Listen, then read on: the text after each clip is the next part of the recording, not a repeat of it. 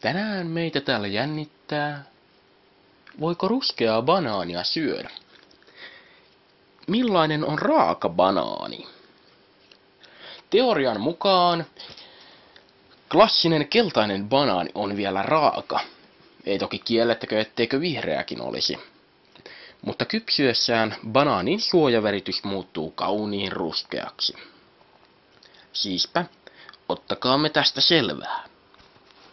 Tässä meillä on oikein mukava tämmönen, älkää kuvanlaadusta hämääntykö, mutta kauniin ruskean värityksen ottanut banaani.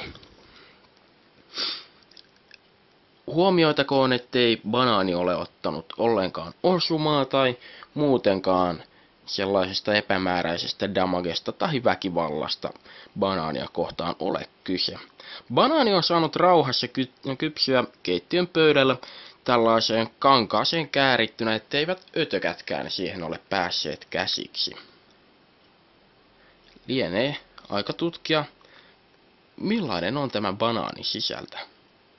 Tummanruskea vai kermaisen keltainen? Maultaan kermainen, väriltään keltainen. Hetki pieni. Ja näin. Saamme banaanin auki. Siinä on näyte siitä, miten ulkonäkö voi pettää. Tommonen mädäntyneen näköinen mötikkähän se oli, mutta oi että kun tota pääsee maistamaan, kyllä siinä on banaanin aito semmonen makea maku sitten kielen päällä. Niin se siitä kuoriutuu. Oi että.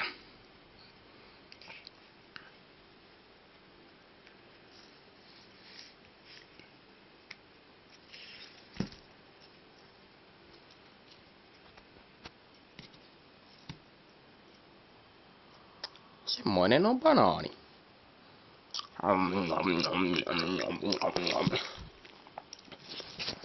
Lopputoteamukseksi riittänee, että kyllä se kypsä on.